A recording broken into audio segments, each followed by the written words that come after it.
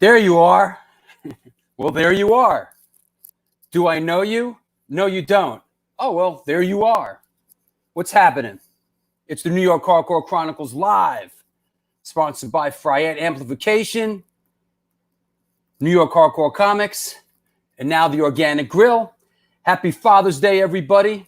I hope all the fathers out there, I hope your day is going well in these trying times, but things seem to be opening up. So let's see. Hi, Stephanie. Happy Father's Day to all you dads out there. Greetings from Scotland. What's happening, Robert? Hope you're well. Gina, hi. What's happening? Jurassic Punk, there he is. What's up, Al?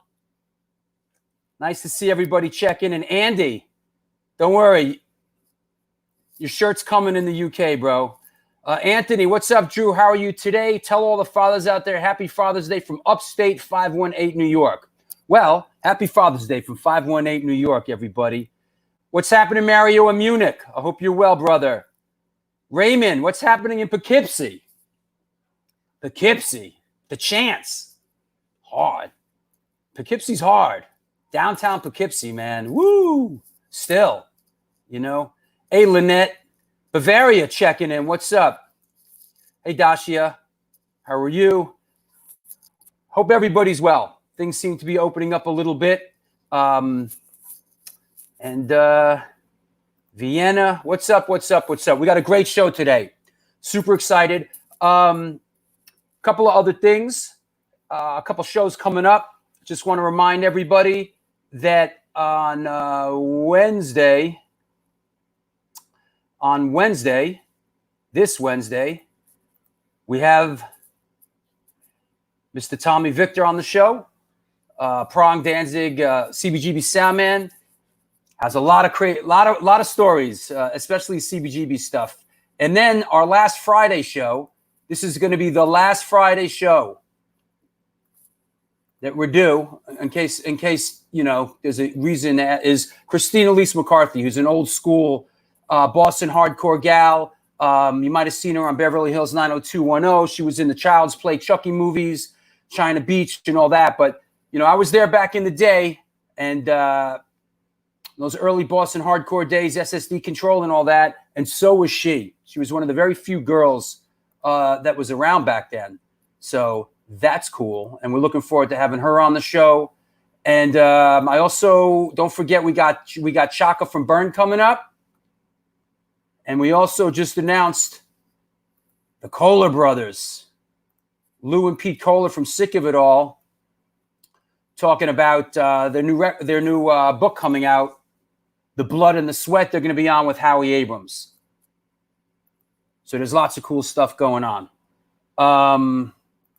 Hey, Scott. Hello from Drew, LA, originally from the... Hey, Scott, how are you, buddy? What's up in South Sicily? South Sicily, as opposed to North Sicily. What's up in South Sicily? Wow. Hope you're doing well, Valia, in South Sicily. That's great. Cool. Hey, let's get it moving here. Let's bring on Steve Messina. What's up, buddy? What's up? What you drinking? What is that? Oh, this is fantastic. This is called Marble of Doom. It's a fruited sour from a brewery called KCBC in Brooklyn. Spectacular. That's booze? It's a beer, yeah. It's a craft beer, yeah. Oh, it's a beer. I am toasting. Look at this cover, too. It's so It looks cool. like an energy drink. Oh, no. It works amazing. Toasting all the fathers today. Cheers to Arnie Stone. Oh, thanks. Happy Father's Day. Thanks. I gotta give thanks to Larry Kelly and our friends at Bridge 9. Look what he brought me. Look at this. What's that? This is the first 9 years Bridge 9 7-inch set. So cool. It's got so much great stuff on it. Larry got that for you from Chris Red at Bridge 9 the other day before he came down to New York? Are awesome. He stopped by the other day, and look at this. Oh, wow. I got some red vinyl Kill Slug right here. Oof. That's some heavy stuff. Be careful with that, man. That's heavy. Should I play this forward or backward? You're getting a little love here from your Bab Range shirt, bro. Oh, it's actually a Bridge 9 shirt. Oh, you know what? I got one of those. Chris sent me, yeah. So, yeah, they were awesome. And you know what? That leads us to, before we go anything, how about yesterday? Well, let's go right into picture of the day, because we talked about picture of the day a little bit beforehand. And it was never easy to pick picture of the day. There you go. Let me get all this stuff off. This is picture of the day, and let me get all these banners off so we can really get a good gander on it. You know, tell us about what this is, man. Look at this rogues gallery right here. We got here. We had a little informal gathering outside of Tompkins Square Park in the A7, and just all of our people that were just, we've been caged up for so long. It was like a family reunion. It was just fantastic. It was we had representation from Carbon Parade and Enziguri and Ache and the Ice Cold Killers and Kings Never Die and Dead Blow Hammer. Everybody came out yesterday. It was the Organic Grill came through for us with a this is Organic Grill sent down our great sponsor, Organic Grill, sent down a couple trays of food and fed everybody, which was really cool. And we were in Tompkins Square Park yesterday, and a nice bunch of people showed up, and everybody was well behaved. So great. I mean, everybody had a blast. Great. And it was the weather was perfect, and it just was like it stayed light out until like 9 o'clock at night. There he is. There you go. I like this one. Captured mid mosh right there. I know. Hey Lou. Cookie's on camera there. She's gonna give me shit for that. Oh yeah, right, for sure. Let me see if I got another one from yesterday. Let me see what else if I pulled anything else. Oh yeah, your man Chris Mills stopped by for Mucky Puck. That was cool. Mucky Chris, that was cool. Yeah, it was great. It was really nice to see everybody. For a lot of people, it was the first time they've been out in 3 months. Oh, I know. My God. Yep. Oh, there's Cookie checking in. There she is. She's pissed. You got her in the picture. All right. I'm changing my address. There you go. Hey, by the way, you got to show everyone that shirt you're wearing. Oh yeah, I have the only Rat Bones, the only maroon one. I got the only maroon one. So I'm rocking the latest Rat Bones pitwear shirt. And also I got hold on, I want to show everybody this. Hold on, it's already hanging on my wall. Hold on. Yes. This was really nice. This is a I won't say behind my back, but everybody, I guess Larry Kelly was behind it. This is our upcoming show on my birthday, which is a week from today. And Larry printed this out and went and did the rounds and had everybody sign it, including some guys in Antidote, and just all kinds of people. Everybody that was there yesterday. What a nice gesture, huh? For my birthday. He drove down from Boston and made his the night before. It was what there's so many great people in this community of ours and in this thing that we're doing, and you just can't say enough about it. It's yesterday was one of those things. It felt like a family picnic. It was awesome. It was nice, and we're going to do it again. By the way, everybody out there, we're going to do it July Sunday, 2 weeks from yesterday, which I think is July 5th. We're going to do it again. So we're going to have another informal gathering down in Tompkins Square Park, where there's plenty of room for social distancing. And we actually did it on the sidewalk as you can see, this is on the sidewalk, kind of right. Oh, here's another one. This is these are our boys, the Ice Cold Killers. Yeah. So you could see that this is like this is on the sidewalk across the street from A7, right outside the park. And it's a really wide sidewalk that's not a lot of people walk on, and it's shaded with the trees. It was friggin' awesome, man. It was really great. It was like a show without the show. Yeah, there you go. It was the only thing missing, us running inside to catch the next band, and that soon enough. There you go. Yeah, it's things are opening up a little bit. I think phase two's happening today, you know. So we'll see. Yes, Andrew. That is Rap Bones at St. Andrew's Hall. Yes. Fucking cool shirt. Fucking really fits my fat ass too. So yes, Lenny, it was a little hot yesterday. It was. I had like heat stroke. Hey. You know. And and also I hustled a lot of I got a picture here. Hold on. I got to dig where's that? Hold on. I got a good one here. Let me find this. Here. Labeled. This one's labeled Stone Hustling Out of the Trunk. Here I am selling the A7 shirts out of the trunk, you know?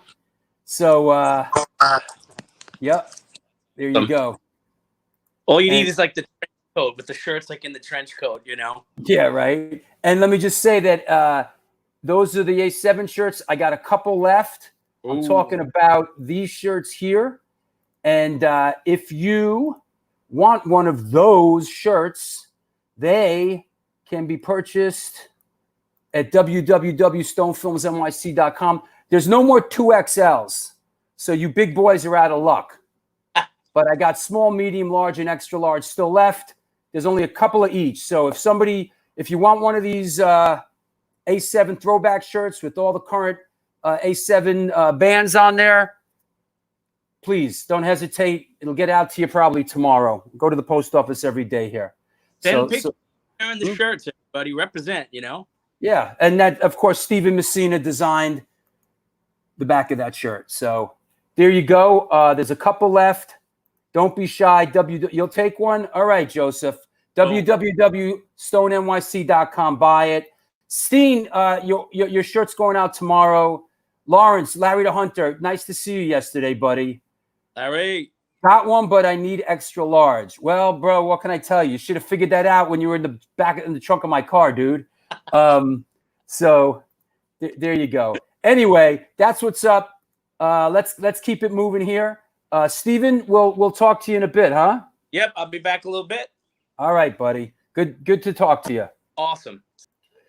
It's the New York Hardcore Chronicles Live, sponsored by Fryette Amplification, New York Hardcore Comics, and now the Organic Grill. What's up? The Organic Grill is a vegan restaurant located in the East Village of New York City at 123 First Avenue, featured in New York Magazine, the New York Times, and Veg News. Their dishes have won numerous awards, including Best Veggie Burger. They make their own cheeses, sausages, burger patties, and every dish on the menu can be made gluten-free. For all you gluten-free motherfuckers. This year, they are celebrating their 20th anniversary, and they are all about having a great time while enjoying amazing, clean food. After 3 months of being closed, they're now open for deliveries. Get in touch with them and order some great food at www.theorganicgrill.com. There they are. And they sent food for us down there yesterday. It was awesome. It was really great. So the Organic Grill, we love them. They love us. Drew, got to get working on an SSD reunion. You're the man that can make it happen. No, thank you. I'm not getting involved in that. I've talked to Al Baril a couple of times. I did XXS All Ages film, and I tried to get them together for that. Al wasn't interested. I'm not expending my energy on that. Talk to Al Baril about it. Do they deliver to the Middle East? What's up, Ori? Ori checking in from Tel Aviv. My man. There you go. Feed me. Bro, I'm coming back to Israel one of these days. I miss you guys, man. I miss you guys. Hey, another thing. everybody that has contributed to my Patreon page and contributed to the show. I want to thank you so much. One of the great things about yesterday was a bunch of people showed up who watched this show, who I know, through the chat room, like, for instance, Little Lou Zaretsky, right? Walked up to me yesterday, said, "Hey, I'm Little Lou Zaretsky." A couple of people who watch the show, who love the show, who support the show, came out yesterday and showed up and introduced themselves to me, and that was really great. And I want to thank you. That was incredible, and thanks so much for the support. The show's been a success, and I think we're gonna go on into the future, and we're gonna do some great things. So if you'd like to come on board, my Patreon page is there. You go. Check out my Patreon page. There's different tiers, 96 tiers of stuff. There's a $2 tier, a $5 tier, a $10 tier.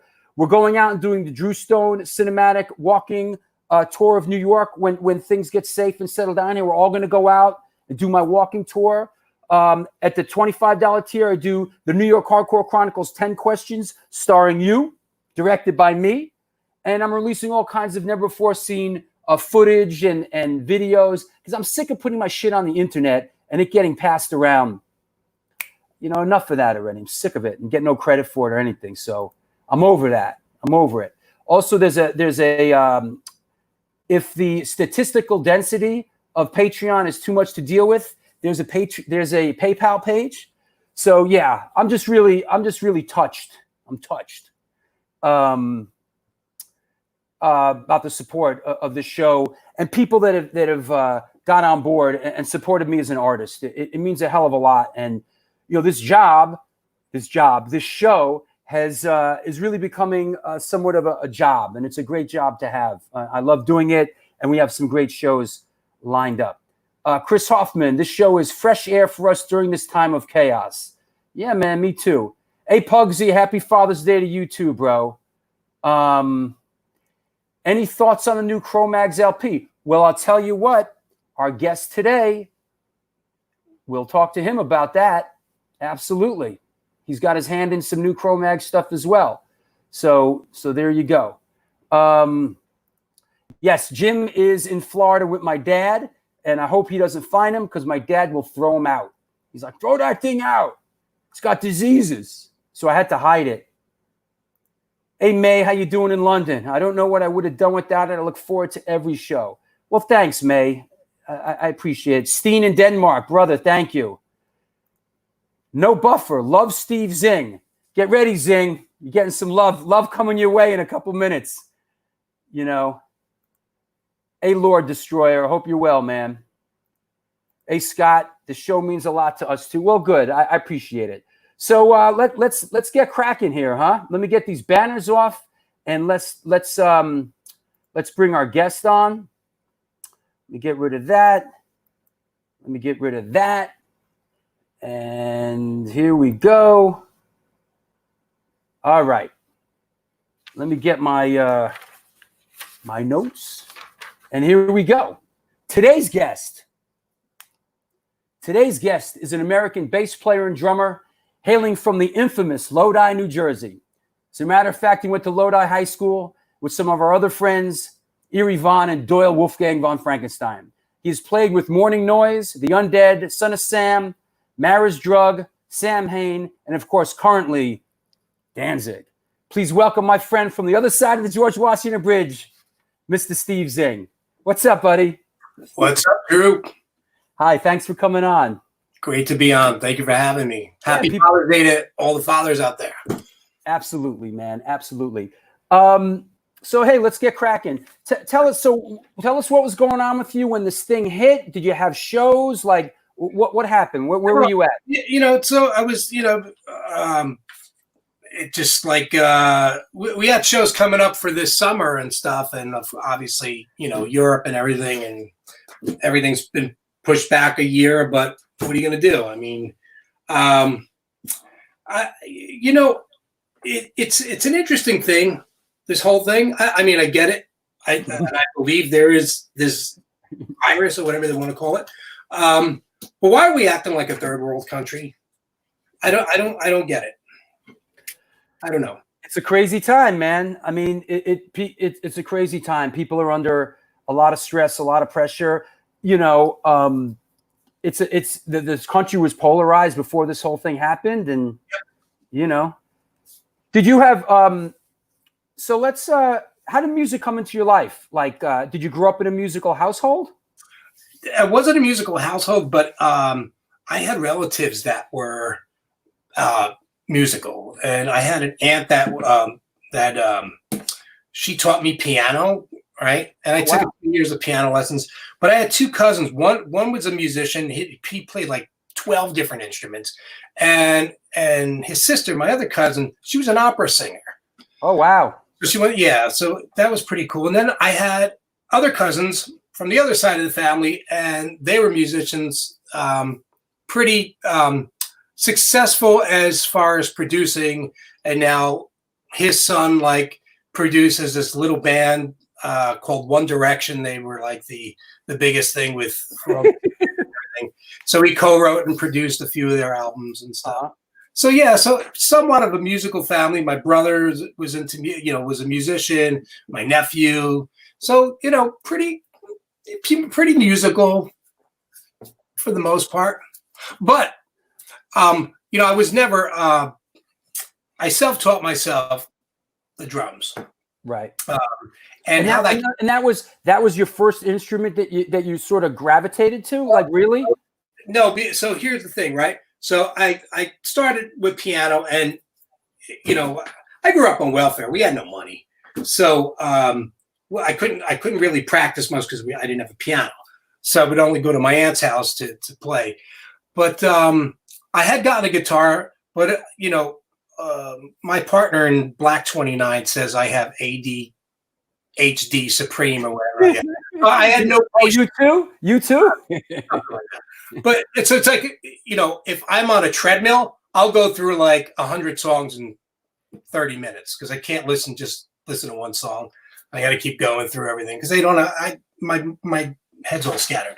But I had a guitar, had no, just didn't have the patience to learn it at that time. So I wanted the drums. And what happened was, obviously, like you said before this started, I went to school with Doyle, kindergarten through high school. So kindergarten, huh? Yeah, kindergarten through high school. Wow. And let me ask you, that was in Lodi, New Jersey? Yeah, Lodi. Home of Lodi pizza. Still get pizza from Lodi Pizza. I might have, what? Honestly, not to go on as I've never had pizza from. I might have to eventually do it like a pilgrimage from Manhattan out for Lodi Pizza. You come out, I'll pick you up at the train or bus, whatever you want. I live right at the train station. I'll pick you up. I'm going to take you to two places in Lodi. We're going to go to Lodi Pizza, and we're going to go to Curioni. So we go to Lodi for a round pie. We go to Curioni for the Sicilian pie. Okay, I'm going to take you up on that. All right. So, okay. And next time I come in the city, we'll meet at Ray's. There you go. We'll have an egg cream. Absolutely. So kindergarten with Doyle. So Doyle comes into, it was like 1978, and he says, "Hey, remember I told you my brother Jerry's in that band?" I'm like, "Yeah." He goes, "Oh, they're going to rehearse at my house after school." He's like, "Why don't you come by the garage?" I'm like, "Okay." Like this kid, and I go in there, and obviously it's the, pretty much the original incarnation of the Misfits before Bobby Steele was in it, and they were launched into, it was pretty much a Static Age stuff. And I sat there in the corner. I'm like this little kid, and I'm like, my God. It was like the heavens opened up. Right on. It was like, this is it. And I'm going to be in a band with that guy one day. Oh, that's great. I just was. And I told a few people, they're like, "Well, what are you going to play?" I'm like, "I'm going to play the drums." "You don't even own a drum kit. You don't know how to play the drums." I'm like, "I'll get a kit." So fast forward, I don't know, 5-6 months, I was going to go bicycle riding with my friend Arthur Cottrell. And Arthur had to get his bike out of his garage, and he opened his garage door, and there was sitting a drum kit. All right. Lo and behold. Lo and behold. And I go to Arthur. I didn't know you play the drums. He goes, my mom won't allow me to play because it's too loud. I go, do you want to sell them? So he's like, I'll ask her. So I think we bought them for $40. Wow. Sparkle drum kit. Bought this drum kit and took it home. And I had just gotten into like the Ramones and stuff. And I would just sit there and try to play like the Ramones and Tommy Ramone. I'm like playing that style and stuff like that. And of course the Misfits stuff and anything I could get my hands on, and and it from then, like I would do. So we had there was this guy, his name was George Germain. George Germain helped the Misfits out a lot. Is that right? Yeah. He I wouldn't say he produced them, but he helped them out in the studio a lot. He lived right near us because we all grew up within 2 blocks of each other. And so Glenn, Danzig, and George were very close, and I was close with George. And I would sit with George, and George would teach me about all kinds of things, music and whatnot. My mom worked at night, and Glenn would be over there in the day. And so I got to know Glenn. And so Glenn and I kind of became close and stuff. And when I turned 17, my mom bought me a car, and I would take Glenn around to when he was getting sleeves made for Misfits pressings and whatnot. Wow. I would take him to pick stuff up. And so got to know Glenn. And then, of course, when the Misfits ended in '83, Glenn had called me and told me that, that had ended. And he had already started work. Can I ask you something? Let me. I assume, being that you were around, did you go? You saw some of those sort of early infamous Misfit shows in New York as a young teenager. Anything really stands out? Like, I was at a couple of those too. But anything stand out? I mean, Irving Plaza, any of that stuff? Yeah, the Irving Plaza shows are great. I mean, I'm trying to think the last New York Misfit show that they ever played, I think, was Great Gildersleeves. I was there with my brother, bro. Yeah. I was there with my little brother. It was an interesting show. Yeah. That, it was a good show. But I had saw them, I guess it was the year before they played Irving Plaza. It was June of '82, because Doyle and I had just graduated high school. And it was right after his grad. In fact, it was the Necros, and Barry, the singer Barry from the Necros, had dedicated a song to Doyle because I forgot what song it was, but because we had just graduated, so it was pretty cool. But yeah, those shows were loud. You could barely hear Glenn. It was thick, but it was loud, rough. It was what made them the Misfits. It was the larger than life thing. It was like what Kiss was to the rockers, the Misfits, right. Punks, that's right, and whatnot. And if you look now, well, they've basically influenced everybody. Yeah, and something that's interesting about that era there. I was at that Gildersleeve show with my little brother. I brought my little brother, who was, I think, maybe 16 at the time. What people sort of don't grasp today is seeing the Misfits back then. A lot of times, there wasn't a lot of people there. No. It wasn't. People seem to think like it was always this incredible. Now they always tried to put on as much as a show as possible. But I remember seeing the Misfits and playing with the Misfits where it was like half full, or and there was also people who would come to their shows just to start trouble. Well, look. You've been around long enough, and I've been around long enough. I remember the early CB shows, the matinees and everything, the hardcore shows. Mm-hmm. And there was always a riff between, I remember there was a band out of New Jersey, Chaos, right? Oh, yeah, I remember this. Go ahead. Chaos. Yeah. New York, their tires got slashed, and all this shit was going on. But there was always this thing like this, and for the most part. So let's talk about. We're going to skip around. You've had such a proficient career, but let's. So Mourning Noise. How did that come into play? So, Mourning Noise, the singer Mike, we had played before in a different punk band called Implosion, which was my Implosion, right? real band, and we played at Max's, CB's, Dirt Club in New Jersey. What was that? The Dirt Club? Yeah. I never heard of that. Where is the Really? Dirt Club? No, the Dirt Club had. In fact, I think I was 15. Nice. And Mike was 2 years older than I. He had a license. We drive down there to give our tape, and the owner's name was Johnny Dirt, and Johnny's like, "I'll let you guys play if you promise me you won't drink in my club," and I promised him. But because of that, we would go see shows there all the time. He had 999 there, so he had There you go. I was in high school there. There you go. The Living Dead. I love the Night of the Living Dead pin. That's awesome. So go on. So, but yeah, so how Mourning Noise started was Implosion kind of faded away. So Mike Mansfield goes to college, and he was going to have a radio show at the college campus, and he was going to call it the Mourning Show. So I go, why don't you call it the Mourning Noise Show? Or no, the Mourning Noise Show, meaning in the morning. I said, why don't you change it to Mourning, as in morning, and the Mourning Noise Show? And then I'm like, that'd be a good name for a band. So we started a band, and we had the original bass player from Implosion, Chris, and then we got Tommy Kaprowski, who went on to play in the hardcore band Bedlam. Right. And the four of us, we were very influenced by the Misfits. You can't lie. I mean, Mike, I was, we were both all spitting difference, Mike and myself from Jerry, where they rehearsed. Yeah. So there was a lot of influence, but ours was a little different.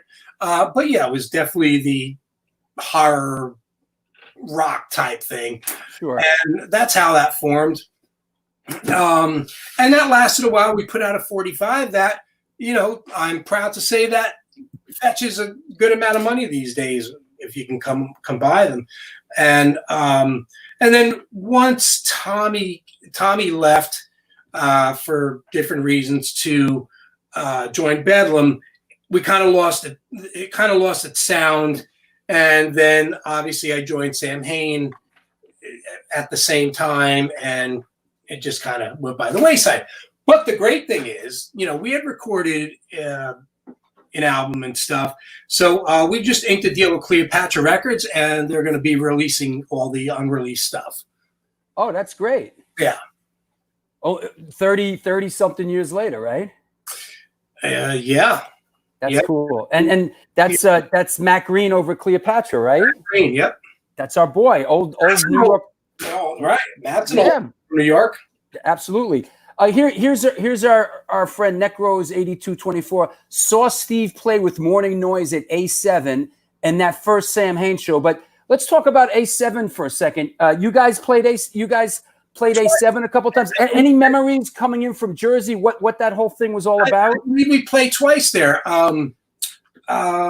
Yeah, we played a benefit there. A benefit? Yeah. You know what? There's a guy out there. This guy. Joe Stoker, and Joe. Oh yeah, Joe he plays in the Undead now. Yeah, yeah. He, of course, every once in a while he'll throw up this stuff, and I forgot. Unfortunately, it's not like today where we can kind of archive everything. If you didn't, take notes and stuff or have a journal, I forgot a lot of the shows. But yeah, we played twice, and then I forgot who we played with the second time. But it was a lot of fun. A7 was A7.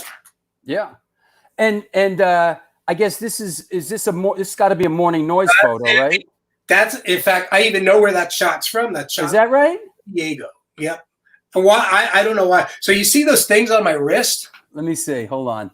Yes. Those black things. Uh-huh. There's a little story behind those. Let's hear it. So those are rubber gaskets. Those were given to me by Madonna. Wow. Yep. She said, "Here, Steve Zing, I want you to have these." No. We see her in Danceteria all the time, and so I'm like, "Oh, I like your bracelet things," and she goes, "Here." She gave me. Wow. So I have them somewhere. They're probably all dry and brittle because that's quite a relic. That's quite a great relic from the past, man. That's awesome. That was pre-tattoo also. And is this is Mourning Noise or Samhain here? Samhain. Samhain. Early Samhain. Yeah. And I remember the Rock Hotel show, that early Rock Hotel show. That was our first show with Lyle. Yeah, tell us about that a little bit. Yeah, that was an interesting show. You know, I remember. Do you remember Annette? She worked at Free Being, and she worked with. Yo, of course, bro. Annette was married to Nobby Bones, who sang for Broken Bones, exactly. who lives with Jimmy from Murphy's Law to this day. Really? Yeah. Did Annette pass away? Yes, sadly, Annette passed away. Yes. Annette was like, she was a lot older than all of us. Yes, yes. But she was really cool, and she loved English punk. Yes, but she worked with Chris Williamson for Hotel Productions. Yeah. And so Rock Hotel at that Jane Street Hotel was a pretty interesting thing. I mean, I played there with Mourning Noise. The first Samhain show was there. I played there with the Undead. I think it was New Year's Eve. We played with the UK Subs there with the Undead. I'm pretty sure. Right. But yeah, so that first Samhain. So Lyle from Minor Threat in Samhain. So Glenn, at the end of the Misfits, Glenn had started thinking that he was going to work with Lyle and Brian, and I think Al. Quint. No, I can't forget. No. Okay. I'll remember his name. But they were going to form this band, and their direction obviously was going to be different than Glenn's. And that's when Glenn's like, no. And when Glenn came home after that last Misfit show, he goes, Misfits are done. I can't deal with it, for whatever reason. He's like, I'm going to start another band. And I'm like, cool. I'm sure whatever you do is going to be great. He goes, you want to be the drummer? And I'm like, of course. That's awesome. So he's like, we'll get Erie. We'll teach him how to play the bass, and he'll be the bass player. So Al Pike, that's it. That's Al Pike. Thank you, Maurice. Good audience we have out there. Thanks, Maurice. Maurice knows more about our lives than we probably. No, not Al Burrell. That's SSD Control. Al Pike. Yes. Anyway, onward. So, so then, we used, because Glenn stayed friends with Lyle, and obviously Minor Threat had been broken up at that point. So we used Lyle in the studio when we were recording some of the tracks and stuff. And now it's time to form the band and play out. So we used Lyle. Lyle would, fly up from Washington, D.C. I'd pick him up at the airport. We'd have some rehearsals. So we do the first show, and it kind of like, Lyle was great, but kind of didn't fit the band. He, like Minor Threat, the plaid long sleeve thing that he was wearing, it just didn't kind of fit. It didn't, in other words, it didn't jive with this. Exactly. Exactly. Right. Yep. And did he play on this recording? Yeah, he did. He did some tracks there. Okay. Yeah, that's our baby picture. Yeah. Look how young I was. Yeah. And so this is the first Samhain recording that was issued. Yes. Any background on this particular photo? What was sort of the line of thought here? Glenn's idea. We did that in his basement, and my friend Joe Olivetti, who also sang in Mourning Noise after the original singer Mike left for a little bit, he shot the photo. And there's different variations of that shot, but that's the one we wound up using, and cleaning up after all that stuff was. That somebody just posted a question. Joseph Olivetti. Last Mourning Noise show at Rock Hotel. Who was singing? Joe Olivetti. Oh, he's asking for himself, huh? Of course. But he's the guy that shot the cover. Oh, is that right? Yes. So he was helping out, and so I see. Joe Olivetti was our roadie in Samhain. I get it. He drove. That guy drove 24 hours straight. That's awesome. Yeah. So and he was the last singer in Mourning Noise. Yes. Yep. Okay. It's all making sense now. It's still one of my best friends till this day. Good. That's fantastic. So Samhain gets rolling here. You guys get out there and do it. People not so fast. Okay. So that show was March 31st, 1984. And that was the last show until it was like, I think we went on tour. It was September, October.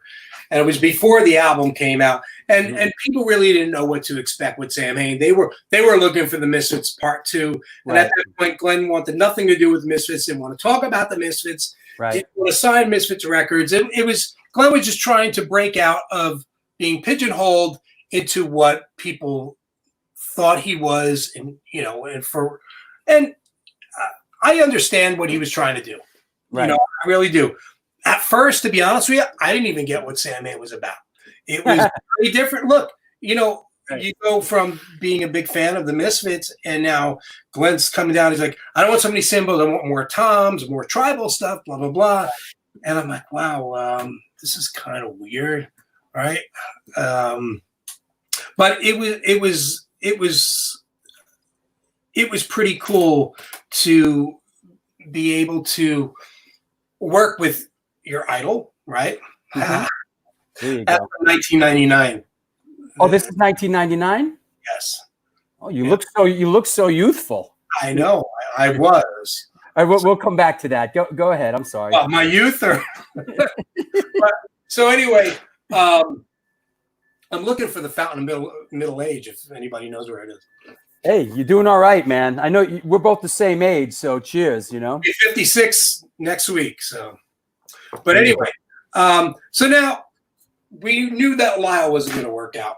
So now we're like, what are we going to do? So we started doing, looking at different people to rehearse with and try out, and nobody was jiving. It was really hard at that time. It's not like today where you can post something. We didn't want to put an ad out. Yeah.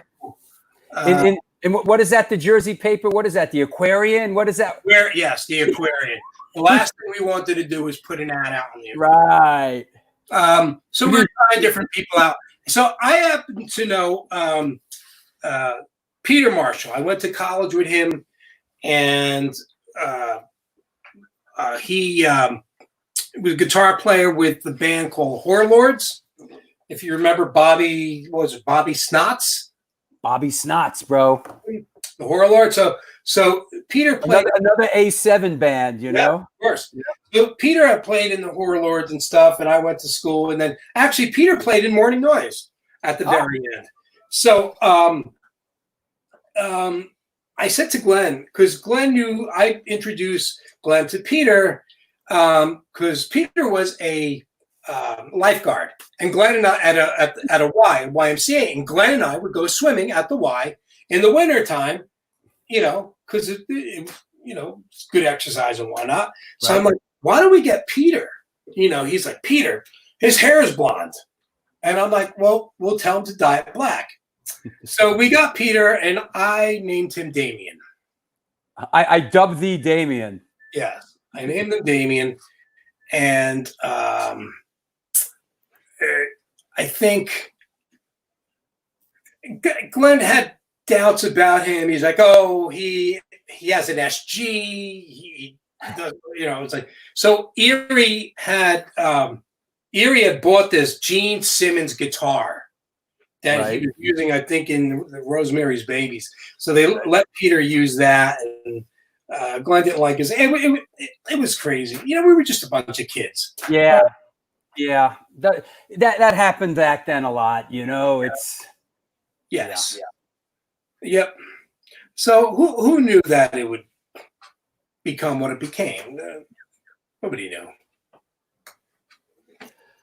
So how long did he last? I mean, well, Peter lasted longer than I did, and then I guess the story has it. Actually, the story that Peter tells me is that Samhain played their last show at a Rock Hotel show, and I think that was at the Ritz. And Rick Rubin came up to him. Yeah. Aren't you the guitar player at Samhain? He said, yeah. He goes, you suck. Oh.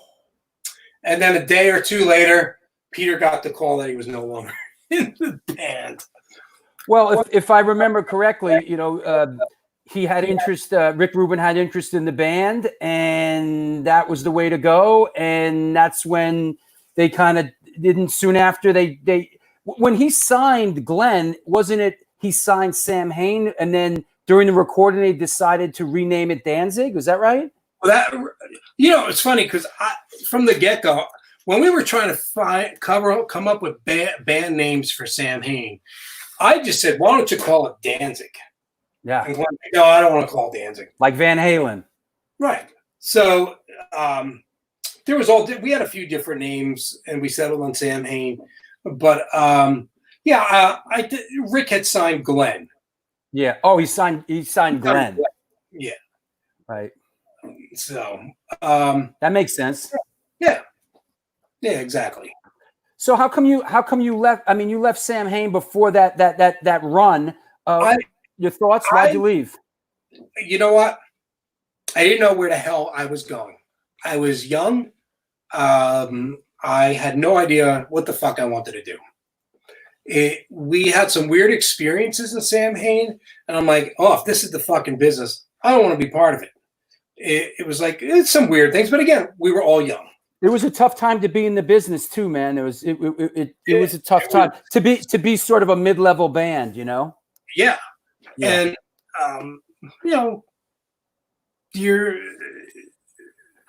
wasn't a lot of money being made. Yeah. You didn't know what the hell we were doing, but I mean, I always knew Glenn would succeed. Glenn lives and dies for his art. Yeah. And if he never made it, he'd still be doing the same thing on a smaller scale because that's what he does. He lives and dies for his art. Mm-hmm. Yeah, he's a true artiste. Right. It's not because what happens with most musicians, right? As you start to get older, you get the girlfriend, and the band's going to make it, but the band doesn't make it, and then everybody's like, well, I guess I should get a regular job, and they quit the band, or the band breaks up, and they conform, and they have a house and everything. And Glenn was never going to do that. Yeah. He was never going to do that. So. Yeah. It's interesting because like we've talked about, we're the same age, and sort of looking back a little bit, from those early days, there's a couple guys like that were just, you knew they were never going that route. They were just going to live for their art. They were just going to do it. Glenn's one of them. Roger Moret from Agnostic Front's another guy. I mean, who's just incredibly driven and would just keep going no matter what. Right. I mean, you look at Roger, and what's his name there, and they're still doing it. Vinny, Vinny Stigma. I mean, they got the tattoo thing and everything, yep. But they're still doing their art. Absolutely. And that's the thing about, if it's that tough decision because the chances of being successful in this business is that much, right? And people think like, well, now that the internet's here with the push of a button, yeah, it's much simpler, but bands used to be a dime a dozen, and now it's like 100 for a penny. Yeah. Hey, I have I want to show you this thing before. I know we're sort of regressing here, but this is a flyer that I dug up out of my personal collection, and let me get these banners off so we can look at it. But this is interesting because it's The Mob, Chronic Disorder, Mourning Noise, Vatican Commandos, And Wow. it's just kind of a testament that you guys played these CBGBs, $3 CBGBs matinees, and how Morning Noise was really in the mix with a lot of these sort of in lack of a better term, real straightforward New York hardcore bands. Yeah. Were you received well in that environment? We went over well. We were kind of like Switzerland, right? We weren't getting into fights with the New York guys, or we didn't. It wasn't like New York versus New Jersey. Yeah. It was none of that shit. We just wanted to play and have a good time. Right. In fact, I don't even remember that show, but I'm sure I know I was there because we did a few CB's matinees and stuff. Matinee shows were great. Actually, Central Scrutinizer wasn't Moby in the Vatican Commandos. Yes, Moby was in the Vatican Commandos. That's right. This is true. Oh, and just Jimmy R checking in on sort of like that person we're talking about, Roger, Harley, Mike Muir, perfect examples, Glenn, of people that are were really focused and driven. And I have to say this also, something I've just learned from doing, being in this game for a while. It's the work ethic. It's where did these people get the work ethic? A lot of people just you have to have an incredible work ethic to be able to hang in that long. And I know that that the Misfits really created a roadmap and were an influence on you, and that work ethic, man, it just still reverberates today. Jimmy R there is saying Roger, Harley, Mike Muir and stuff. Yeah. What I think was interesting about the New York scene, right, and those who are still going on, like what's mentioned, is these are guys that basically grew up on the streets, right? So the work ethic had to be there, or they were. What else were they going to do, right? So it was like, we're going to play in a band, and not Jello, but but yeah, I think their whole thing was they went to shows, they wanted to play shows, so they had to work at it. Yep. And it was. Joe was like, Glenn was DIY before DIY was a thing. But so Glenn would get Misfits sleeves printed at a printer and then take them home, and they'd cut the sleeves, fold them, put the 45 in. Interesting thing with Joe Olivetti. We're so Samhain, we decide now we're using Pete Marshall, Damien, and we're about to go on tour, but we don't have any Initium albums yet because the guy who was pressing them was in Wyandanch, Long Island, and they had I never even heard of that. The place was called PRI. And I found them somewhere. I don't remember how. And I got our Mourning Noise 45 pressed there. So Glenn was using them, I think, for some Who Killed Marilyn, some Misfit stuff. Maybe it was a Die Die My Darling thing. But so we have no vinyl. So we're calling the guy, not answering the phone. So me, Glenn, and Joe Olivetti take a ride out to Long Island, and we get to the record pressing plant, and there's only the owner's car. We knew he drove. Was not a Porsche, another one of those stupid, shitty, expensive cars, and Jaguar. And knocking on the door, nothing. And Glenn is banging on the fucking door. And before you know it, the guy opens the door. He goes, "Hey, man, sorry, we're closed." And Glenn goes, "Oh, no, you're not." He goes, "You motherfucker, you promised us records a month ago. We're going on tour next week. I need records." He goes, "Well, I'll try." He goes, "No, I need records fucking today." Nice. So, Glenn's like, "I'll fucking kill you." So the guy, now there's nobody else in the fucking factory, right? No one. Place is closed for some stupid reason. So the guy puts all the pressing machines on. Wow. Right? So the guy is putting the guy takes all the vinyl pellets. He puts them into the melter. Yeah, I remember these places too, man. They look like they've been there for 100 years, it would come off, and then Glenn would put the labels and stuff on the stampers. It would stamp the records as they came off. I put it on this thing. It would trim. There was this razor thing. It would trim the vinyl. Then I put it down, and then Joe was shrink wrapping them and packaging them as it came down through the cooler. So now Glenn's like, I want to do some white vinyl. And the guy's like, I can't do that. I'd have to clean the vats. Glenn's like, don't clean the vats. Just throw the vinyl. Just throw the white pellets in. So nice. I think we got 25 marble, right? And which is, they fetch for a lot of money. And I got 5 of them. There you go. Your boy, marble vinyl. There you go. Yeah. Yep. So, and that's how we got marble out of that. That's a great story. I think we left there with that first pressing. Maybe it was 200, 250 for that first. While we stood there and do it, just to have something to take on the road with us.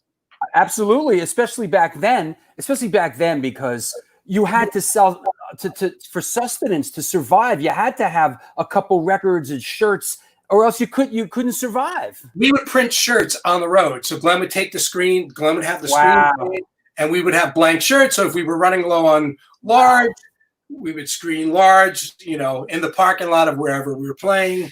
And I mean, here's a funny story. Please. So Joe would, besides driving the truck, would sell our merch. So we were playing. This guy did it all, huh? Oh, Joe was, yeah. He's.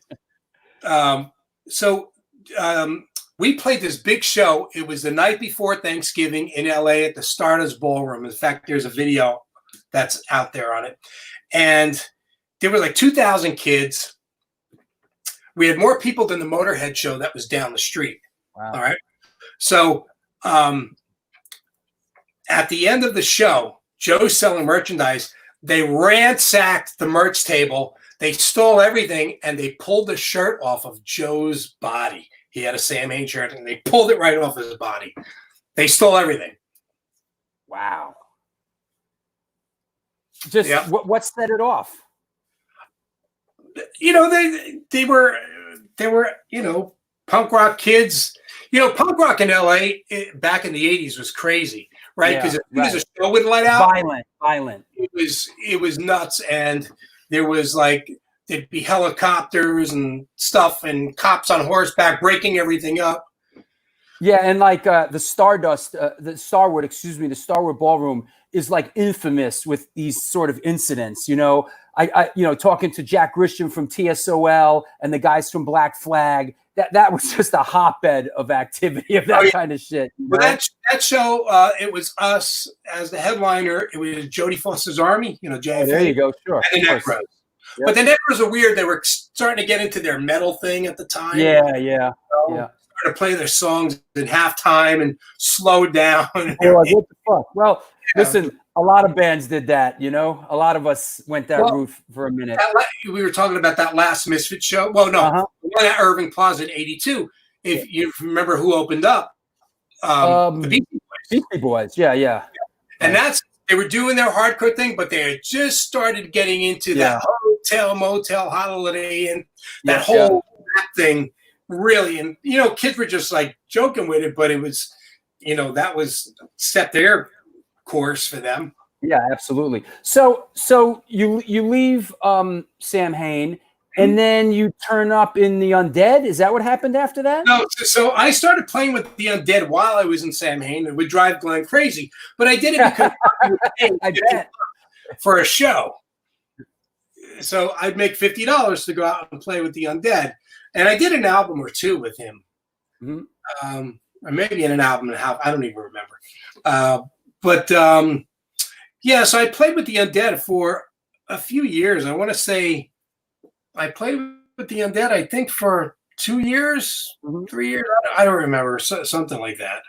And at what point you were a drummer? When did you transition to being a bass player in all this?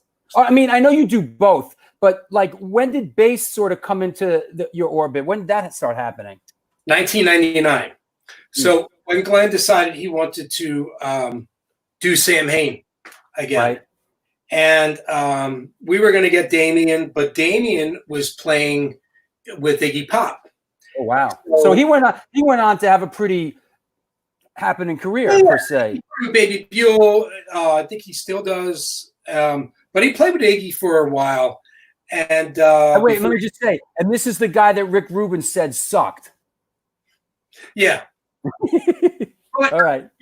But it was like Peter was his heroes were Johnny Thunders and stuff. Yeah. His style, right? So it fit better than it fit. Sure. Samhain or Danzig. Yep.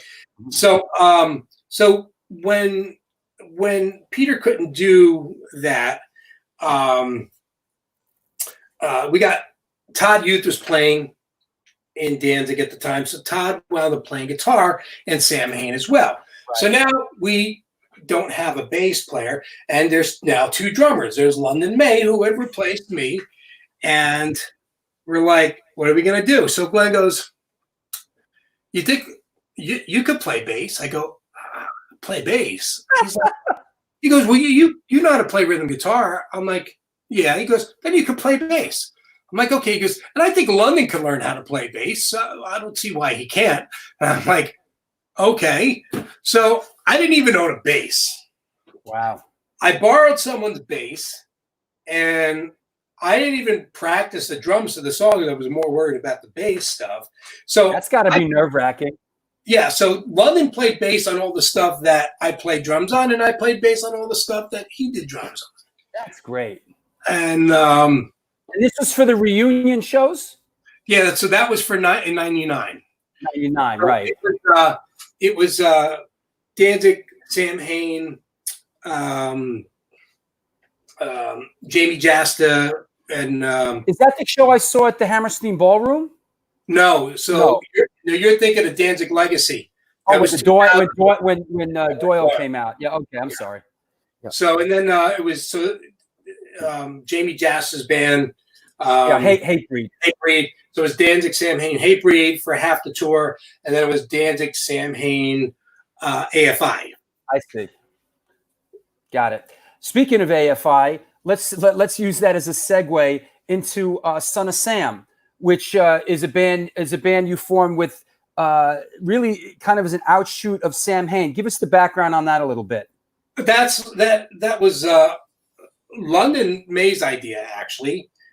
We were on the road with AFI, and AFI were big, Misfits fans, Danzig, Samhain fans, and London was friends with those guys, and London brought it up to Todd. It's like, hey, why don't we do a project, and we'll see. He was going to ask Maurice, aka Devilman, if Devilman wanted to front the money for a 45. So when we approached AFI was already signed to Dexter Holland's label, Nitro.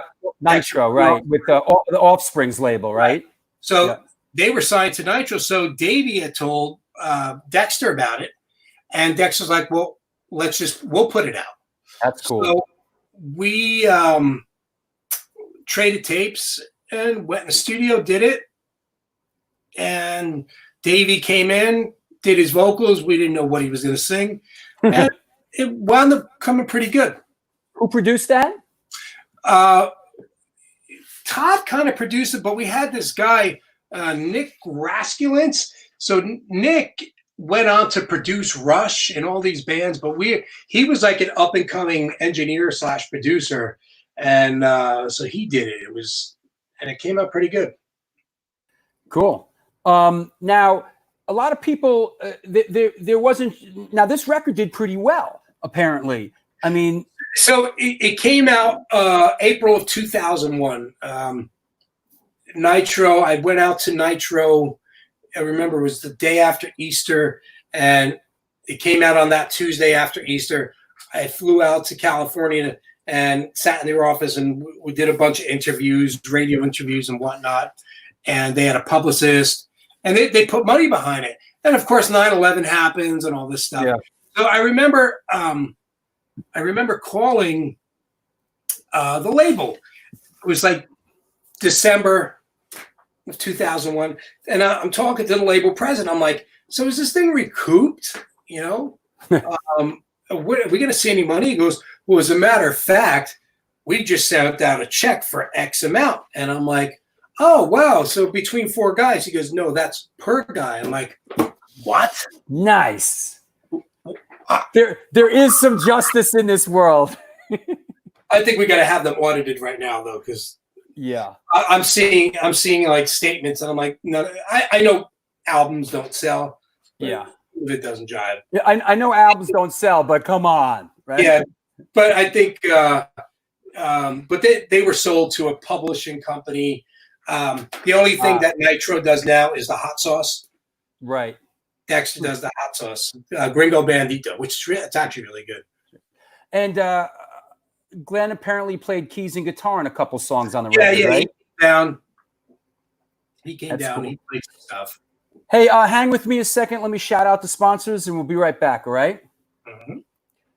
Hey, it's the New York Hardcore Chronicles Live, sponsored by Fryette Amplification, New York Hardcore Comics, and The Organic Grill. New York Hardcore Comics opened back in 2013 when lifelong friends Debo the Pro and Lee Fairley combined their collections and obsessions for comic books, punk rock, toys, statues, magic, the gathering, and all things horror. The store is located at 117 Main Street in Dobbs Ferry, New York. If you want to support them during this pandemic, please contact them via email at newyorkhardcorecomics@gmail.com or any social media channel for an exclusive store package. $20 gets you one of each, an exclusive shop t-shirt and sticker, Marvel Comics Venom #1 exclusive cover to New York Hardcore Comics. Also, we are sponsored by Fryette Amplification. Fryette Amplification is a small company that uses guitar amps, attenuators, and direct recording products in North Hollywood, California. Their gear is used by the Deftones, Helmet, Candiria, Stone Temple Pilots, Powerflow, Antidote, Volbeat, Downset, and many other heavy bands. The brand new, not to be confused with the brand new, Deliverance 2 heads are available now at Fryette.com. That's Fryette. That's what's happening. Our guest today is Mr. Steve Zing of Samhain, Danzig, Mourning Noise, The Undead fame. And want to welcome everybody that's just checking in now. Hi, Danielle. I hope you're well out in Long Island. Gina, everybody else. Also, everybody that has been contributing to the PayPal and to the Patreon accounts. Let me run that banner. I got to run this banner a few times a show because this is what keeps things going here. Everybody that's supported me on the Patreon thing is great. I just released a couple of posters and sent them out, and we're gearing up to do a couple of other things. What's happening in Sweden? But yeah, that's my Patreon page, and that's the PayPal page.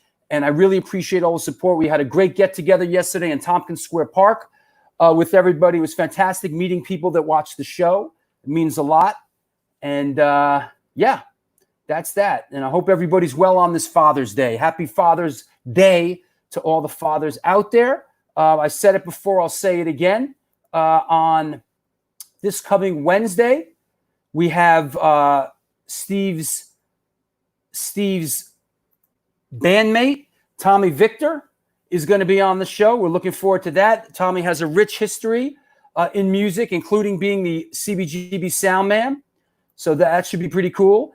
And then on Friday, it's going to be our last Friday show with the lovely Christina Elise McCarthy, OG Boston hardcore gal, Beverly Hills 90210, and the Chucky Films. So we're kind of stoked on that. And I've announced listen, a week from today is my birthday show. So, get your shoes and socks on, kids. It's right around the corner. My birthday show is coming up. We're going to have a lot of fun. We're going to have a lot of guests on the show. Everybody's welcome on the show. I'm going to put the link up in the chat room. And so that's happening a week from today. We got Chaka from Burn coming up. And then we just announced this great show with the Sick of It All guys. They have a book out, The Blood and the Sweat, and their co-author, Howie Abrams, is going to be on the show as well. So lots of cool stuff coming up. There's the Patreon page. Please come and be a patron. If not, there's a PayPal page. Get involved. Pick up that axe and swing it. Swing it. So there you go. Let me get rid of that. Let me get rid of that stuff, all that stuff. And let's bring our guest back on, Mr. Steve Zing. Hey, buddy. Hey, man. So I got a question for you. Back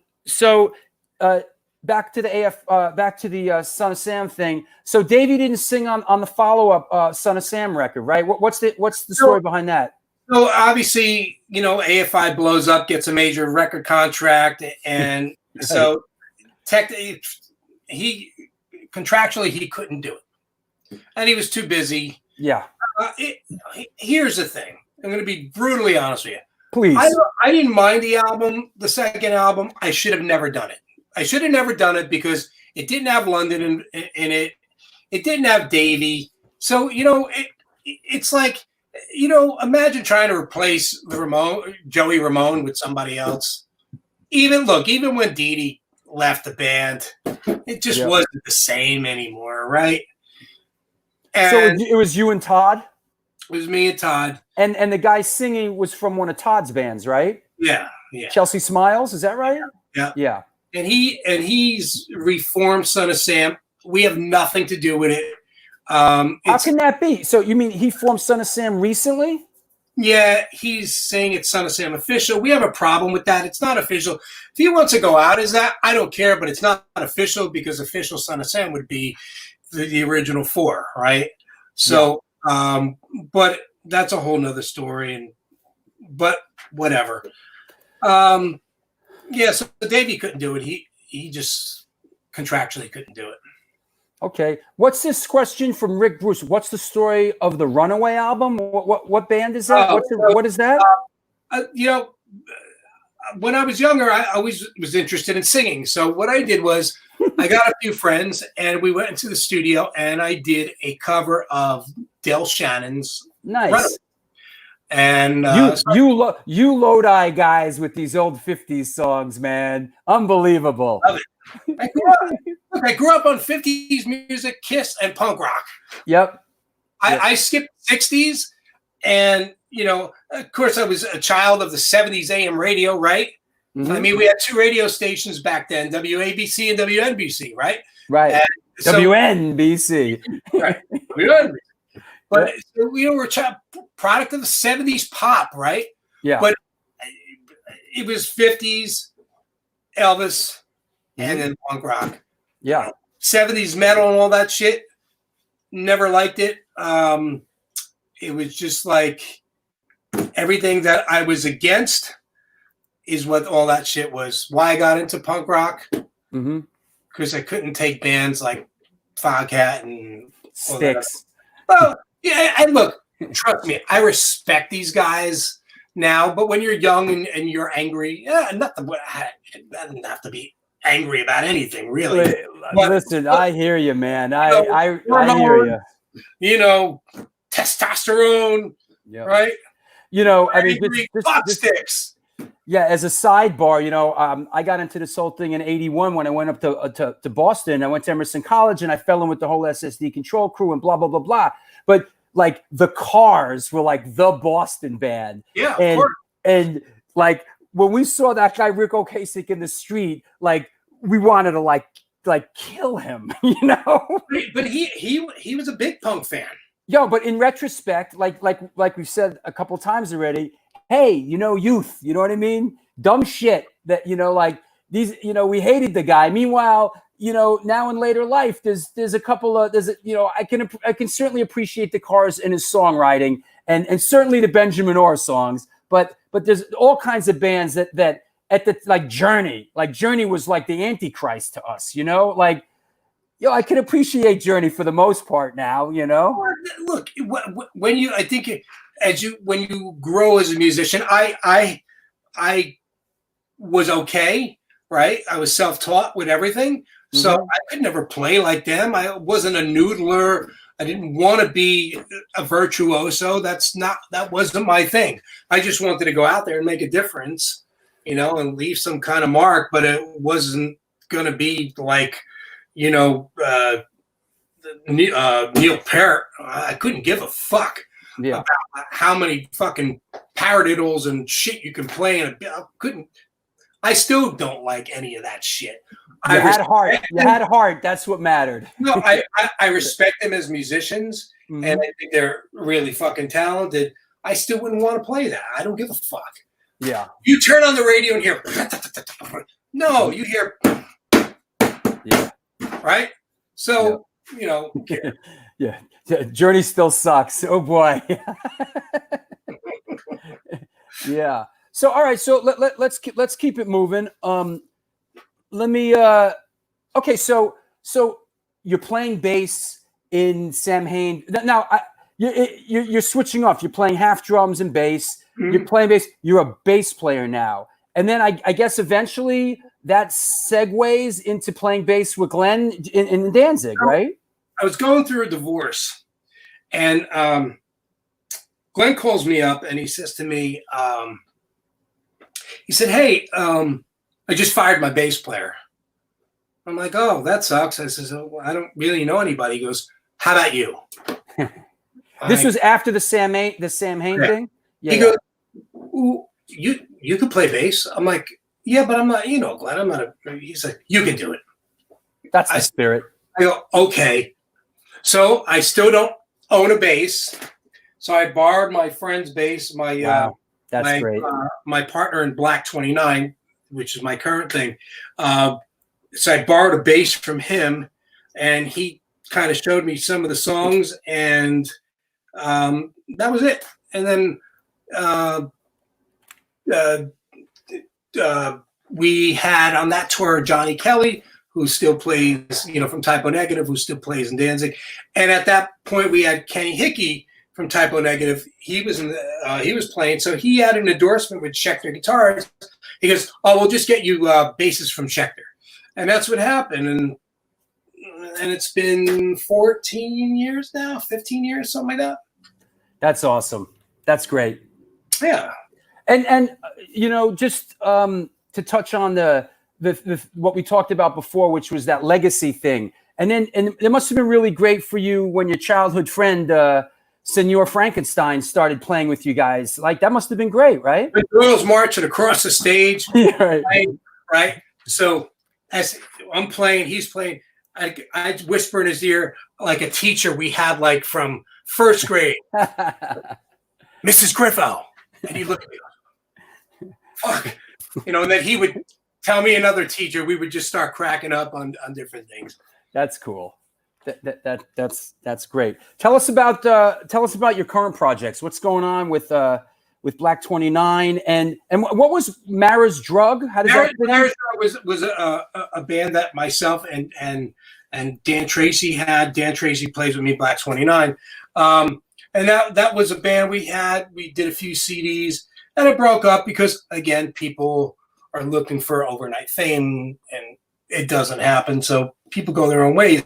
So when that split, myself and the guitar player used to write all the songs. So now it was Dan and I, and I said to Dan, "Let's write a song and see what happens." And we wrote one song, recorded it. Fortunately, I have a recording studio, and I'm like, "Wow, this is pretty good. I like it." If I like it, because sometimes it's hard for me to listen to songs that I've done. Right, I'll record them and go, "Yeah, cool," and I never listen to them again. Sure. When I could start like listening to my own stuff over and over, I'm like, I think I like it. Right. I hear so you. Dan and I've been playing and recording, and we're gonna. That's also, we have a new album coming out, and that's also going to be on Cleopatra Records. Our friend Matt Green. Yeah. Hey, I gotta ask you. These guys are being relentless about. Drew asked Steve to show us one of those Samhain skate decks, please. Coffin Samhain deck. What's with the skateboard decks that these guys are going on about? Would you like to see it? Yeah, sure, man. Please. No, you know what? I kind of would, but these guys are out of their fucking minds. So yes, please. Hold on. Stay right there. Here we go. It's the New York Hardcore Chronicles Live. Our guest today is Steve Zing from Samhain, Danzig, Mourning Noise, etc., etc. He's digging out some skate decks for you fiends, for you lunatics, and happy Father's Day while we're at it. Here come skate decks, boys. Here they come. Bam. What do you got? Doing the plastic. Wow. Yeah. Were those for sale? Were those out there in the market? Yeah. Oh, there's another one too. It's hanging on my wall though. Are they not available anymore?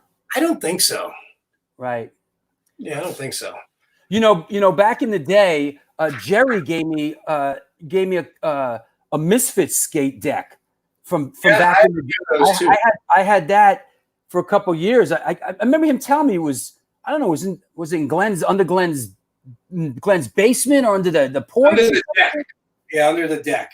Would they just make some skateboard decks and throw them underneath there? No, Glenn put them under there, and then when Glenn moved from Lodi to LA, I guess his parents just wanted him out.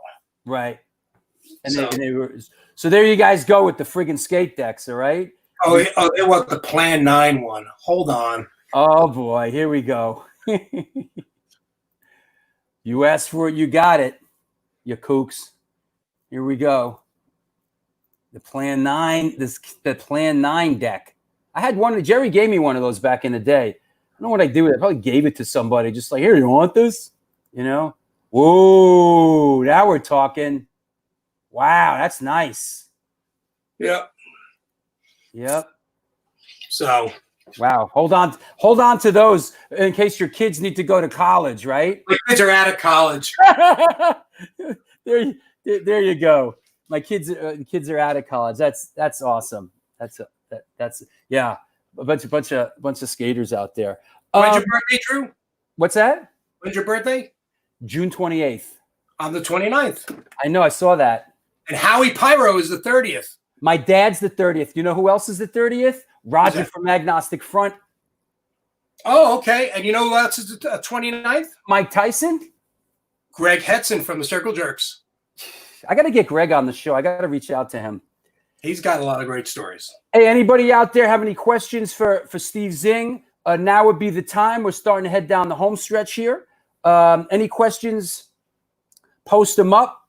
Let's see what you got. It's the New York Hardcore Chronicles live, sponsored by Fryette Amplification, New York Hardcore Comics, and the Organic Grill. Of course, our guest is Mr. Steve Zing. And you can have our buddy from Tommy Victor coming up. Yeah.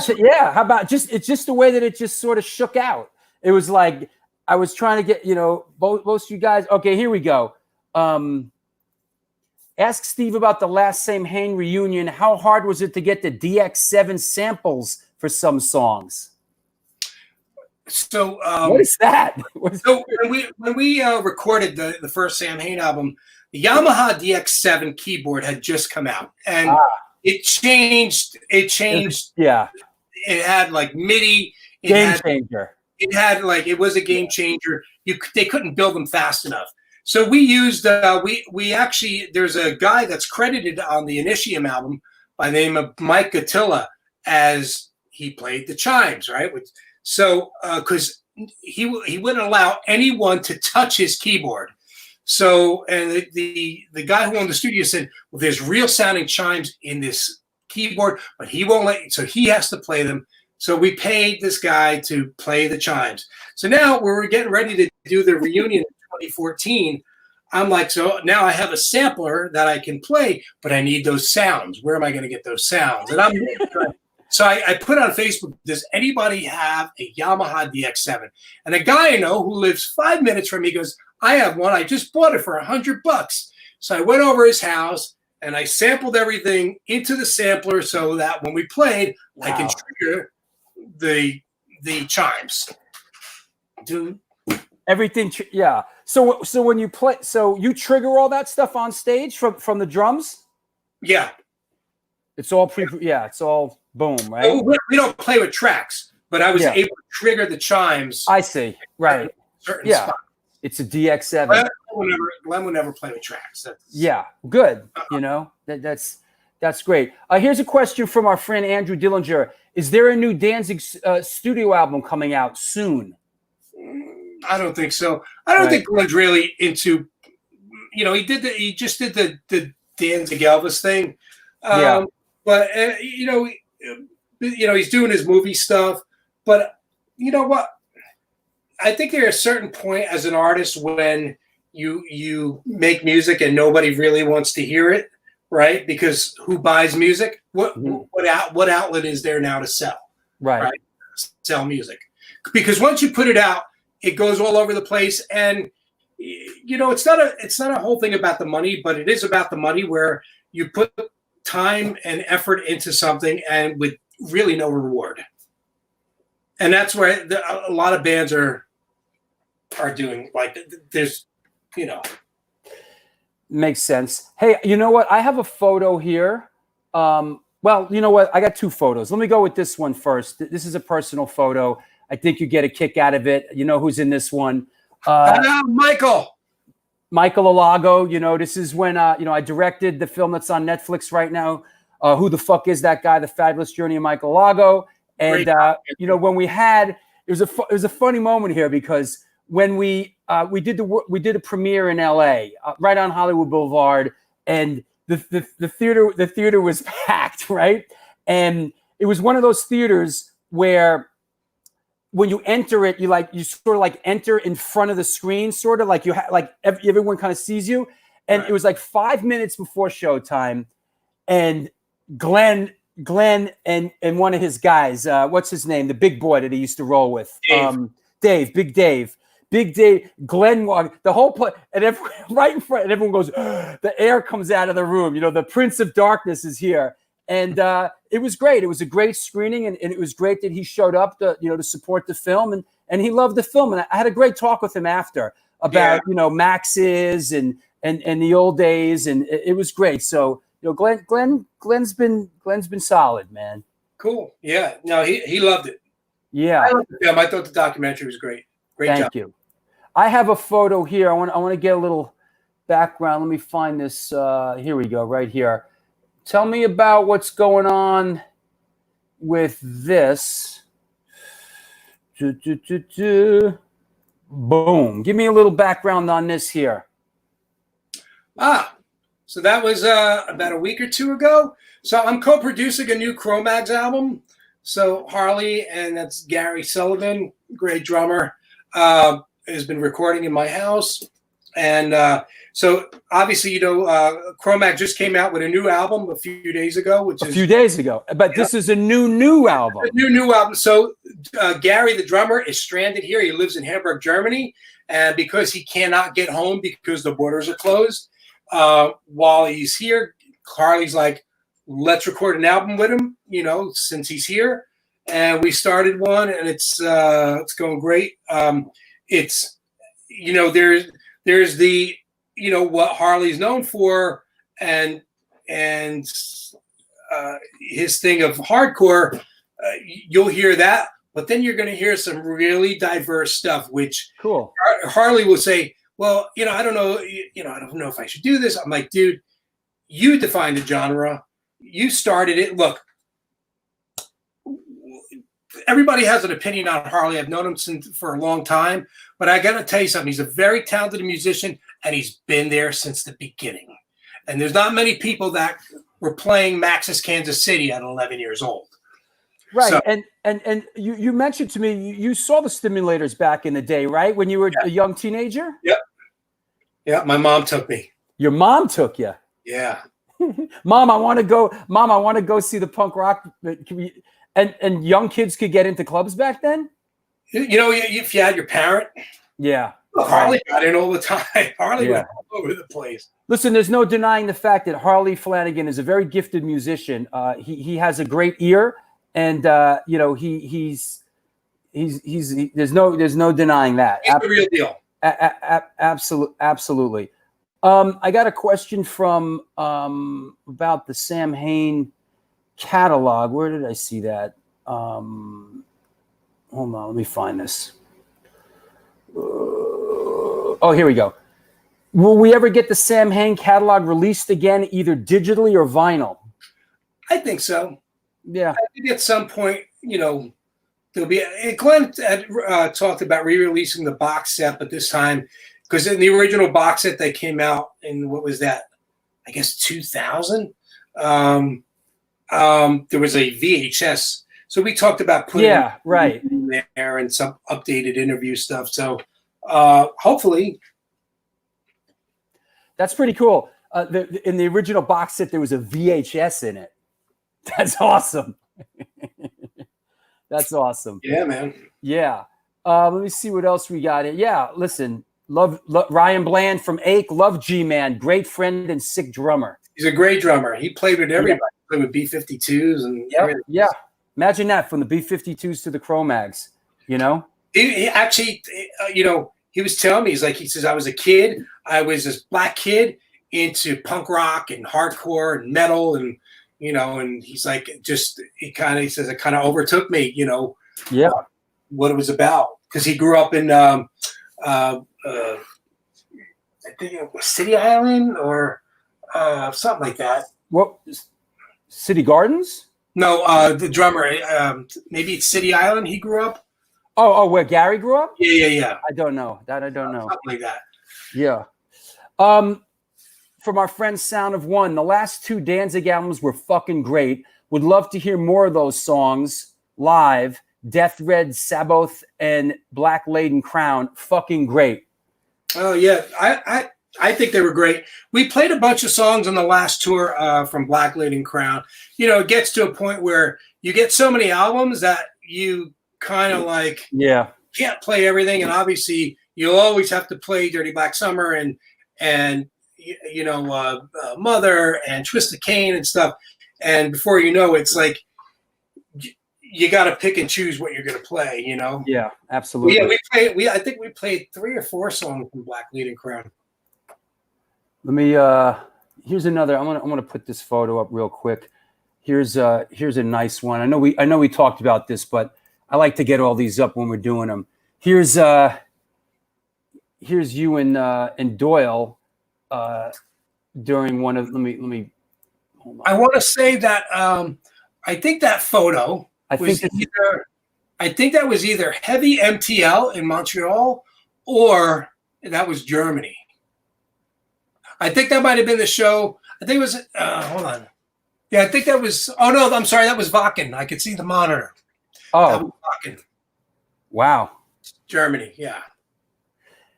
You know what you got? You know what? We talked about this before. It flashed into my head. You got to tell the story. For a second, I thought that was Madison Square Garden. You got to tell the damned Madison Square Garden story. Now, let me give you the setup here. The Misfits, of course, made it to the Promised Land and played Madison Square Garden last year, and the Damned were opening up. And I know you're a big fan of the Damned. Tell us about what happened there.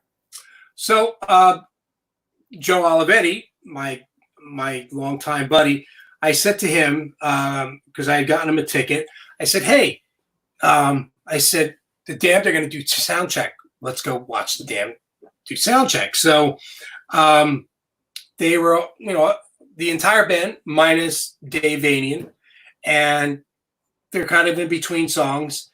And Captain Sensible said, does anybody know Wait for the Blackout? And I'm like, well, I know it, So finally, I raise my hand. I go, I do. He's like, come on up. And I'm like, okay. So I got to sing it in Madison Square Garden.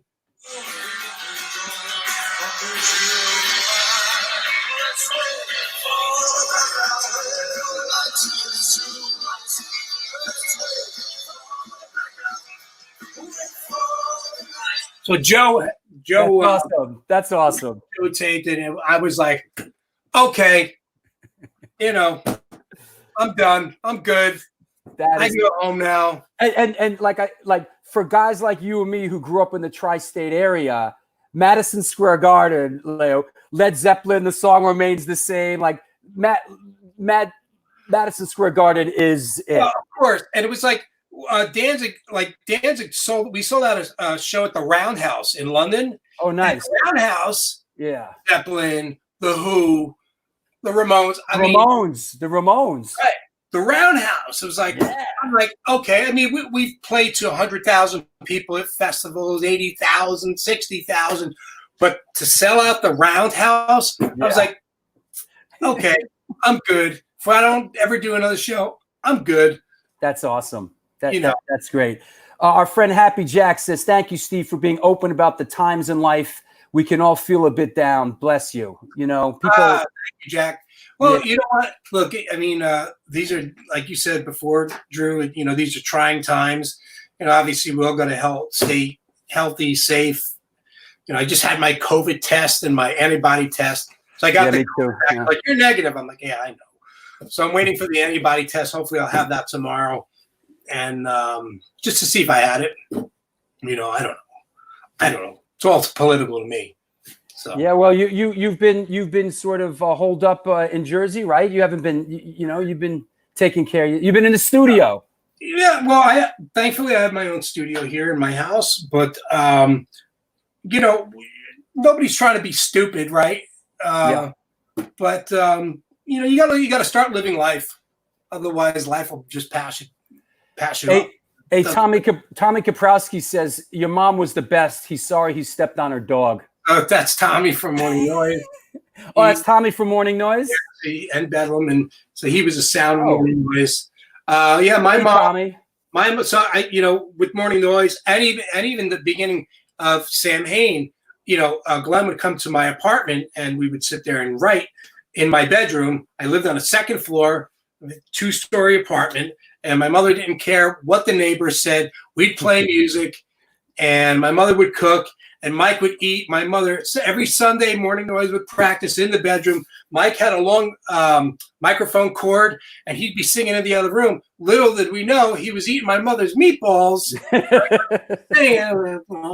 You know, wondering why the voice was garbled, but it was because he was eating. Oh, you Italian guys from Lodi, you know, it knows no end. No.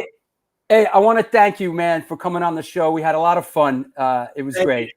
I appreciate you having me. Let me bring my guys on, and let's say, hey, Steven, hey, Sid. What's up, guys? What's going on? Hey, you guys got anything for Zing? It's just been great listening to this, you know. Well, Good. Thank you again. Thank you for having me. For And, sure. you know, I appreciate what you're doing, you know, keeping this alive. You know, it's, you know, having people come on and sharing stories and stuff today and back in the day is so important, right? Because I think, you know, especially all the stuff from the 80s, you know, in the 90s, I mean, a lot of that stuff can tend to get lost, right? But having stuff like this to keep it going, I think is so important for the punk rock hardcore culture, because it really it's a culture, right? It's like if you ask me what hip hop was, to me hip hop was the black man's punk rock, right? Because a lot of it was, you know, anger fed from police brutality and everything, and really no different than what a lot of the punk rock stuff was for England, right? What they were going through, you know, with all the political bullshit there at the time in the 70s and 80s, and what, you know, all the hardcore movement was for a lot of the kids in the US. It's funny, a lot of people, like we've talked over the years, me and a lot of my friends, that like NWA Straight Outta Compton is like their Nevermind the Bollocks. Absolutely. That's it. That's right on. That's very interesting. You know, and as you've seen as time went on, how those genres kind of mixed together. Things like NWA and stuff. Yeah, and you know, talking about the show, what's sort of interesting is, you know, out of this whole lockdown kind of COVID zombie apocalypse thing, I sort of figured it out really, really quickly and started the show. Now the show is you know, it's a success, and it wouldn't have happened. You know, one door closes and another one opens, and you know, and now the show is really charging forward ahead. There's the future looks bright, and it's really interesting how. And one thing I have to say, this show, there's a lot of people overseas that love this show. A lot, and because we do a 3:00 show, a lot of it's prime time in Europe, and that's where we have so many people. And I want to thank everybody out there in Denmark and Germany and Spain and that love the show. Tel Aviv. Yeah, here you go. Like, Amazing show. Hope to see you next year in Germany, Steve. You know, we hope to be there. Yeah. Thanks again, Steve. That was fantastic. We'll talk to you soon, man. Take care, Steven. Take care, buddy. All right, guys. Stay safe. We will. Well, there you have it. Steve Zing. That was fantastic. I really enjoyed it. I really enjoyed that show. Hey, you all right there, Sid? Yeah, I was waiting for the album of the day. Oh, fuck. Oh, hey, Steve, you still there? I'm still here. Listen. Okay, hold on a second. It's the New York Hardcore Chronicles Live, sponsored by Fryan Amplification and New York Hardcore Comics, and now the Organic Grill. And here we go. It is album of the day. Okay, let me dig in here. Let me find album of the day. Where the fuck is it? Hold on. Hold your horses. I gotta find it. I gotta find album of the day. Everybody hold their horses, because it's a good one. And it's not album of the day. What am I talking about? It's album of the week. It's album of the week. So here we go. Full screen. Clank your chains and count your change. Ladies and gentlemen, boys and girls, album of the day. How's that? Hey, it's not over yet. I really had to put some thought into even picking this album. I had a couple more, which I spoke with you about yesterday, Drew, but I feel this one, I had to throw a heavy hitter for this one, obviously, guys. Yeah, let's hear it. This is the Ace of Spades record. I mean, prior to actually this record, there were 4 releases prior. Now, a lot of diehard Motorhead fans will always have their album. To me, this is that album. Just simply because it, for some reason or another, it's such a raw record. It brings up punk rockers, brings up metalheads, brings up rock and rollers, and they all could just get together and say, this is the album. Because it's there. It's like between Lemmy's songwriting and Eddie's guitar playing, it just melts. It melts so good. And for even little things like Filthy, for a lot of people who don't know this, he was a skinhead back in the day. And you can find those photos on there. And I didn't know this. And, just simply for his simplistic style, even when he would play Overkill, mind you, not on this record, but it sounds like he's playing double kick, but he's not. It's just one single kick that he's using for that double bass sound. And it's amazing. It's like such a fucking amazing record. Yeah, for sure. Zing, any thoughts on Motorhead Ace of Spades? What can you say for an album that came out 40 years ago? Yeah, huh? This came out. If I'm not mistaken, they recorded this from August to September of 1980, and it came out November 8th, 1980. And I'm actually looking at my notes here, like this Drew is in Rickmansworth, England. It's called Jackson Studios, and Vic Malley produced. Yeah, Vic Malley, right? So let's hear Zing's take on it. Go ahead.